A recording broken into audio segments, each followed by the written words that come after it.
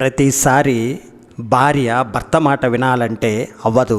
కొన్నిసార్లు భార్య మాట కూడా భర్త వినాలి. అయితే మీ భర్త మీ మాట ఎప్పుడూ వినరా? వాళ్ళు మీ మాట వినేలా మీరు మార్చుకోవాలి అనుకుంటున్నారా? అయితే ఈ విధంగా ఫాలో అవ్వండి. మీరు కనుక ఇలా ఫాలో అయ్యారంటే ఖచ్చితంగా మీ భర్తను మీరు మార్చుకోవచ్చు. భర్త భార్య మాట వినాలంటే తనను ప్రేమగా చూసుకోవాలి. అతని మనస్సులోని కోరికను ముందుగానే గ్రహించాలి. ఒక తల్లి కొడుకును ఎలా చూసుకుంటుందో అలాగే భర్తకు కూడా సేవలు చేయాలి.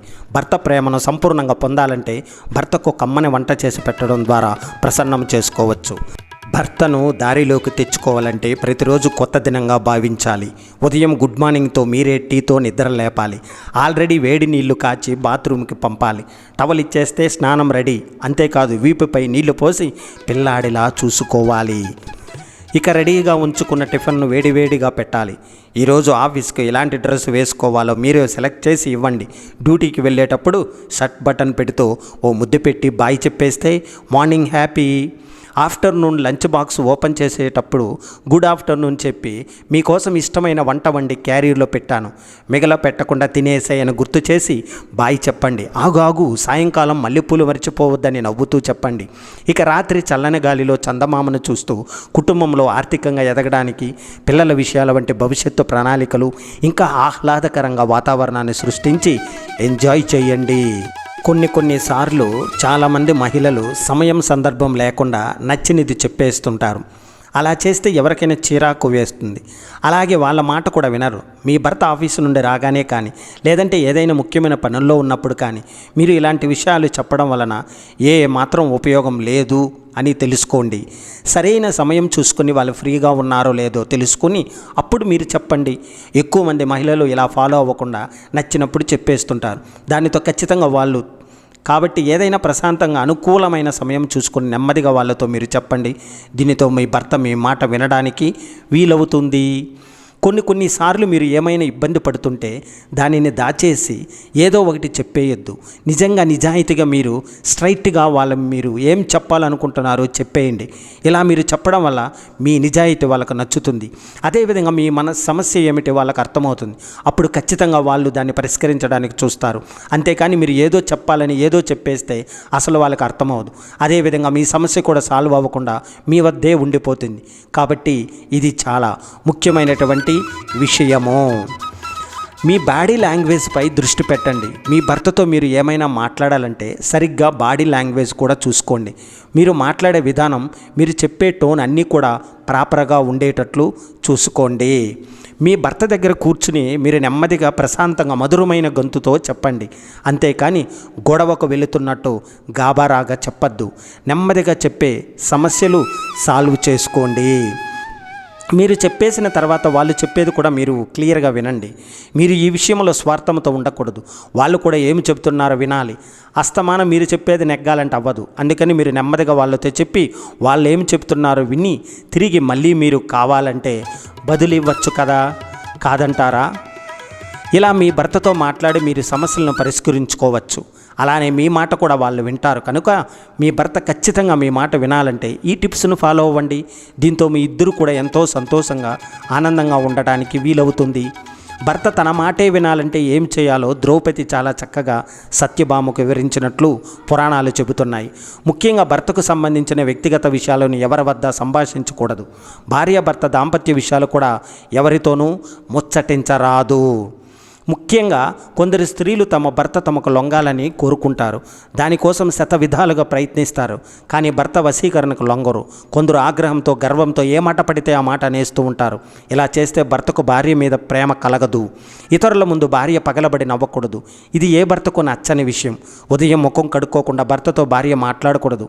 ఇలా చేస్తే భర్త మీ మాట వినడమే కాకుండా అతను చేసే ప్రతి పనిను భార్యకు చెబుతారట. పైకి కనిపించే అహంకారం కన్నా లోపల ఉండే గుణం ముఖ్యం. విషం నిండిన బంగారు పాత్ర కన్నా తేనెతో నిండిన మట్టి కుండ ఎక్కువ విలువైనది. ఈ ప్రపంచంలో మీ దగ్గర ఏమీ లేకపోయినా ఎంతమందికైనా పంచగలిగేది ఒక్కటే, అదే సంతోషం. మహాసముద్రాన్ని ఈదిన తీరాన్ని మరవకు, మహాసంగ్రామాన్ని జయించిన మానవత్వాన్ని మరవకు, విశ్వం మొత్తం చుట్టిన నీ ఉనికిని మరవకు, ప్రపంచానికి రాజువైన ప్రేమను మరవకు, నిన్ను ఇష్టపడిన వారికి దూరంగా ఉండకు. మంచితనం అనేది మహావృక్షం లాంటిది. ఎవరెంత నరికినా మళ్ళీ మళ్ళీ చిగురిస్తూనే ఉంటుంది, గుండె లోతుల్లోంచి జీవం పోసుకుంటూనే ఉంటుంది. ఎంత ఆలోచించినా అనుభవిస్తే తప్ప అర్థం కాని ఆప్యాయతే జీవితం. అందుకే జీవితాన్ని అనుభవించాలి, కానీ అర్థం చేసుకోవడానికి ప్రయత్నించకూడదు.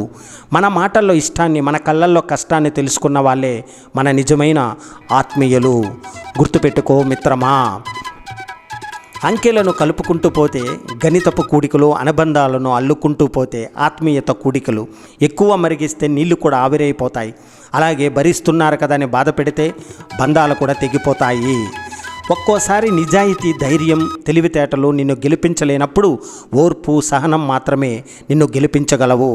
చిమ్మ చీకటిలో ఉన్నప్పుడు ఒక చిన్న వెలుగు కనిపిస్తే ఎంత ధైర్యంగా ఉంటుందో, మనం కష్టంలో ఉన్నప్పుడు మనల్ని ఓదార్చే ఒక వ్యక్తి మనతో ఉంటే అంతే ధైర్యంగా ఉంటుంది. మిత్రమా, ఇతరులను తక్కువ చేసి మాట్లాడితే నీ స్థాయి గొప్పగా ఉంటుందో లేదో, కానీ నీ వ్యక్తిత్వం మాత్రం తప్పకుండా దిగజారుతుంది. పని లేని వాళ్ళు పక్క వాళ్ళ గురించి మాట్లాడతారు, పని ఉన్న వాళ్ళు అనుక్షణం అంతరాత్మతో మాట్లాడతారు. పక్క వాళ్ళ గురించి మాట్లాడే ప్రతి క్షణం వృధా, అంతరాత్మతో మాట్లాడే ప్రతి క్షణం విలువైనది. తెలుసుకో. జీవితంలో నాకు ఇలా ఎందుకు జరుగుతుందని ప్రశ్నించుకోవడం కంటే ఈ అనుభవం నాకు ఏమి నేర్పడానికి ప్రయత్నిస్తుందని, నేను ఏమి నేర్చుకోవాలని ఆలోచించడం మంచిది.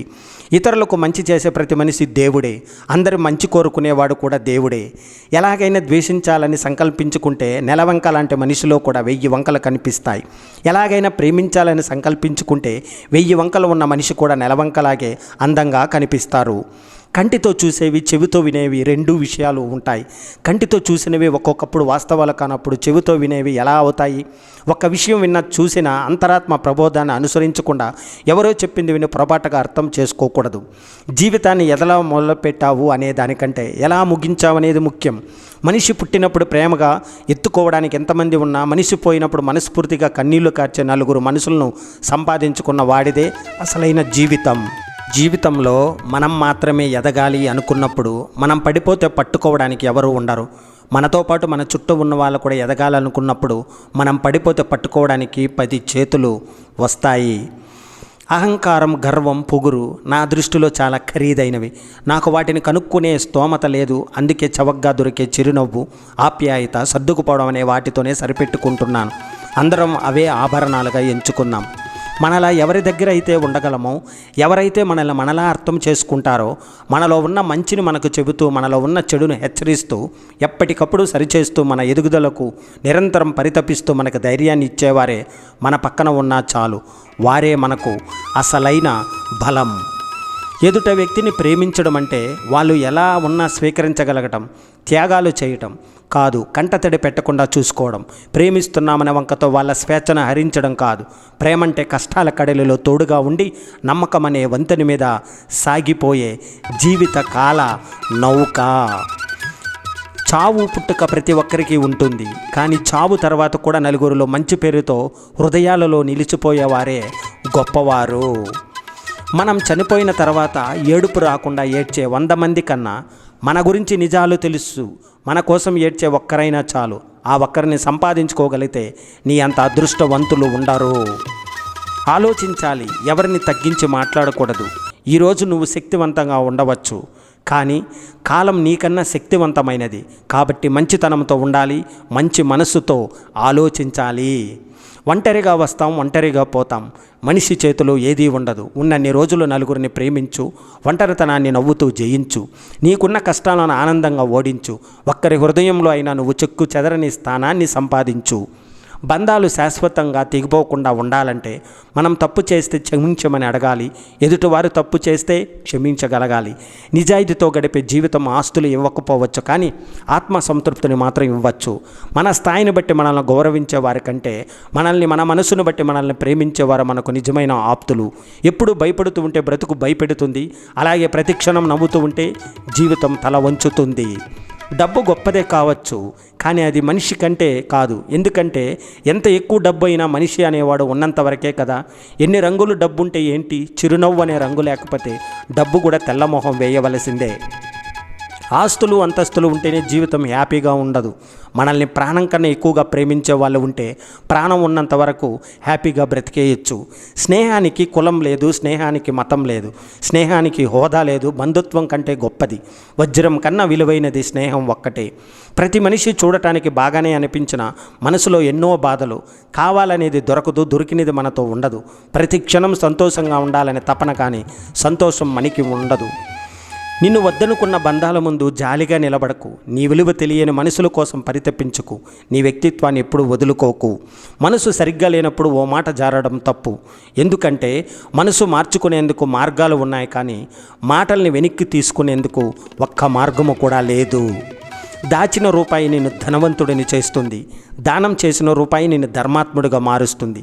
ధనం కాటి వరకే వస్తుంది, ధర్మం దైవం పాదాల దగ్గరకు తీసుకెళ్తుంది.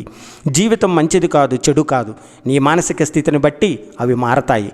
నువ్వు ఎప్పుడు ఒకరికి బలం అవ్వాలి, భారం అవ్వకూడదు. నువ్వు ఒకరి బలం అవ్వడానికే ప్రయత్నించు. వెనకాల 10 మంది ఉన్నారని సంబరపడకండి, ఎందుకంటే ఆ 10 మందిలోని నిన్ను వెన్నుపోటు పొడిసేవాడు కూడా ఒక్కడు ఉంటాడు.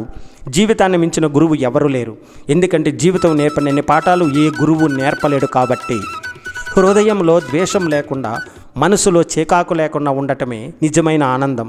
ఎప్పుడు బాధపడుతూ ఉంటే బతుకు భయపెడుతుంది. ప్రతి క్షణం నవ్వుతూ ఉంటే, సమస్యలను ధైర్యంగా ఎదుర్కొంటే జీవితమే తల వంచుతుంది. సముద్రం మనస్సు రెండు ఒకటే.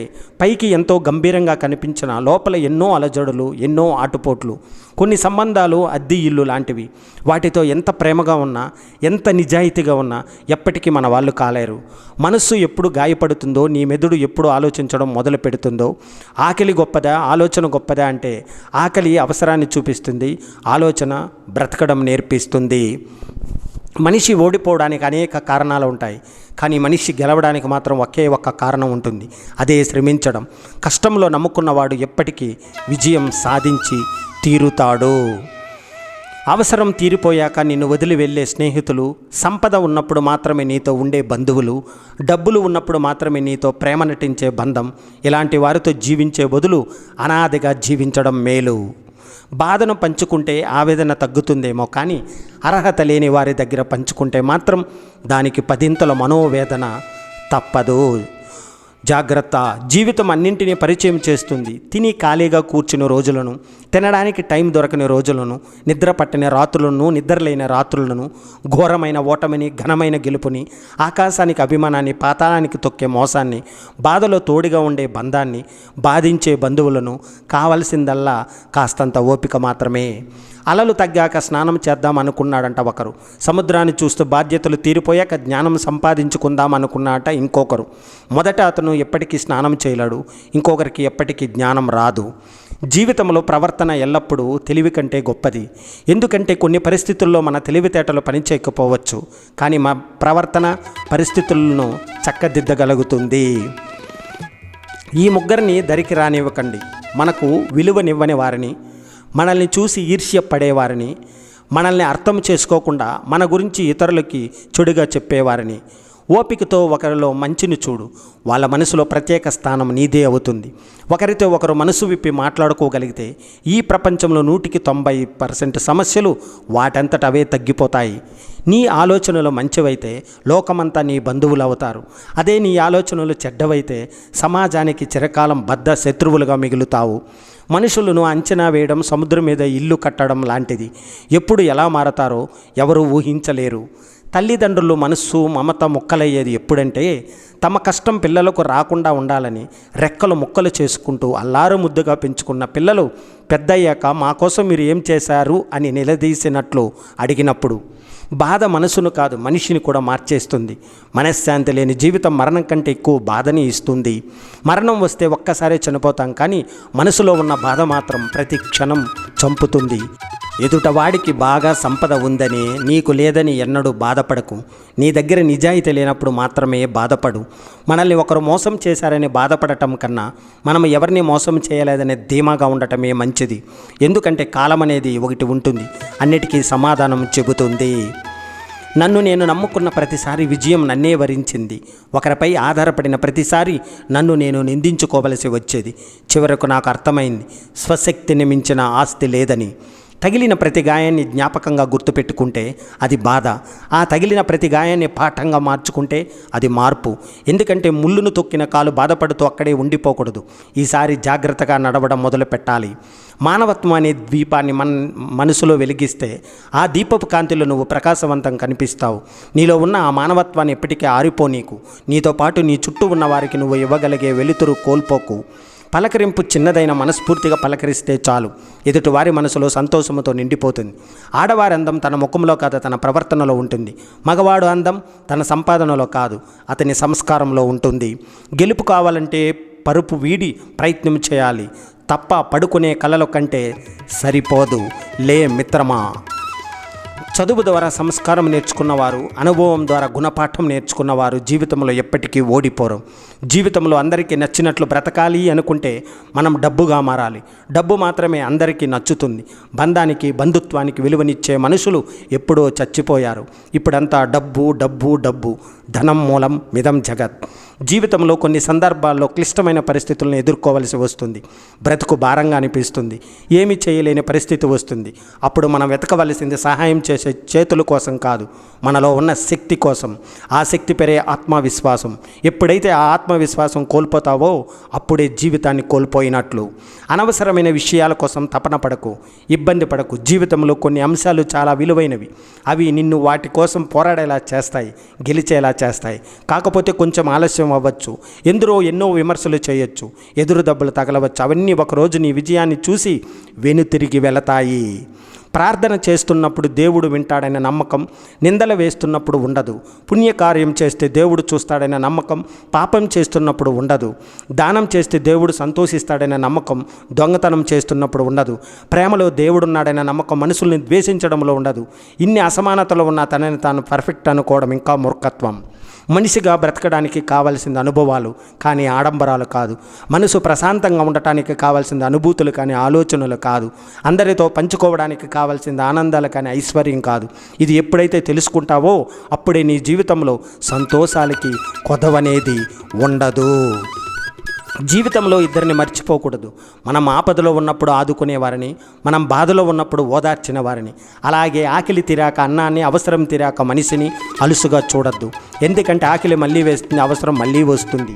కలికాలంలో నువ్వు నీ వాళ్ళ కోసం ఎంత చేసినా చిటికలో మర్చిపోవడానికి ఎంతో సమయం పడుతుందో తెలుసా?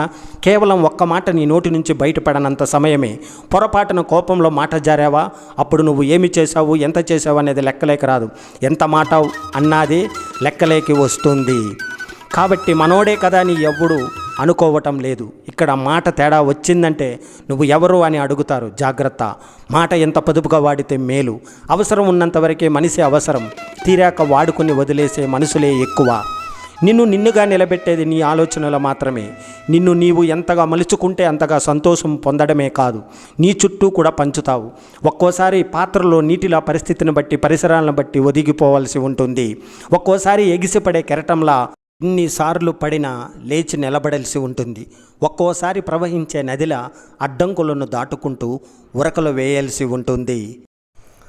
మనస్సులోని ప్రేమని, బాధని కళ్ళల్లో చూసి చెప్పకుండానే గుర్తించగలిగిన వ్యక్తి భాగస్వామి దొరికితే అంతకు మించిన అదృష్టం మరొకటి ఉండదు. పెళ్ళి అంటే ఈడు జోడు, తోడు నీడ, కష్టం సుఖం గురించి కాదు. ఇద్దరు ఐక్యమైపోయి తమను ఉద్ధరించుకునే ఒక మంచి అవకాశం. ప్రతి అమ్మాయికి చదువుకున్న భర్త రావడం సహజం, కానీ తన మనస్సు చదివిన భర్త రావడం అదృష్టం. అర్థం చేసుకునే భార్య దొరికితే అడుక్కునేవాడు కూడా హాయిగా జీవిస్తాడు. అహంకారి భార్య దొరికితే కోటీశ్వరుడైన సన్యాసంలో కలవాల్సిందే. సంసారంలో సర్దుకుపోయే మనస్సు భార్యాభర్తలిద్దరికీ కలిగి ఉండాలి. ఒకరు మాత్రమే ప్రతి దానికి సర్దుకుపోతే ఆ మరొక్కరు ఎప్పుడు సమస్యగానే మిగిలిపోతారు. మోజు తీరగానే మూల వేసేది కాదు, 3 ముళ్ళ బంధం. ముసలితనంలో కూడా మనసరికి ఉండేదే మాంగళ్య బంధం.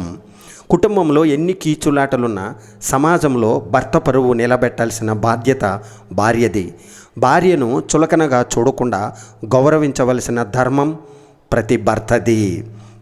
నీ సంతోషం నేను కాకపోయినా నా చిరునవ్వు మాత్రం నువ్వే. నీ ఆలోచన నేను కాకపోయినా నా ప్రతి జ్ఞాపకం కూడా నువ్వే. గొడవ పడకుండా ఉండే బంధం కన్నా ఎంత గొడవ పడినా విడిపోకుండా ఉండే బంధం దొరకడం నిజంగా ఓ వరం. తన భర్త ఆదాయం ఖర్చులను గమనిస్తూ తనకు సంబంధించిన ఖర్చులను తగ్గించుకునే భార్య దొరకడం నిజంగా ఒక వరమే. కొంతమంది మధ్యలో వస్తారు, మధ్యలోనే వెళ్ళిపోతారు. కానీ భార్యకి భర్త శాశ్వతం, భర్తకు భార్య శాశ్వతం. కావలసిన వాళ్ళందరూ మనల్ని కష్టకాలంలో వదిలేసినా కట్టుకున్నదొకటే కాటికైనా పొదాం అంటుంది. చదివిన కొలది అర్థం కాకపోగా అయోమయంలో పడేసే అందమైన పుస్తకమే మగువ. అర్థం కానంత వరకు ప్రతి మగాడికి తన భార్య ఒక గయ్యాలుగాను దెయ్యంగానో కనిపిస్తుంది. కానీ ఒక్కసారి ఆమె మనసును అర్థం చేసుకుంటే మరుక్షణం ఆమె దేవతలా కనిపిస్తుంది. భర్త అంటే రోజు అమ్మా నాన్నలను గుర్తుకు తెచ్చుకుని మా వాళ్ళు ఎంత బాగా చూసుకునేవారు అని ఏడ్చేలా చేయడం కాదు, తన వాళ్ళను కూడా గుర్తు రాకుండా తనలోనే అందరి ప్రేమను పంచేవాడే నిజమైన భర్త అంటే. బంధం ఏదైనా సరే నిన్ను చూసి చిరునవ్వు చిందించే కళ్ళు ఎన్నైనా ఉండవచ్చు, కానీ నీ కోసం కన్నీళ్లు కార్చే కళ్ళు కొన్ని మాత్రమే ఉంటాయి. చిన్న చిన్న కారణాల కోసం వాటిని ఎప్పుడూ దూరం చేసుకోవద్దు. ఎవరో నిన్ను బాధ పెట్టాలని, వాళ్ళని తిరిగి బాధ పెట్టాలని ఎప్పుడూ కోరుకోకు. తెలియక బాధ పెడితే క్షమించు, తెలిసి బాధపడితే తీర్పు కాలానికి అప్పగించు. నువ్వు మాత్రం ప్రశాంతంగా జీవించు.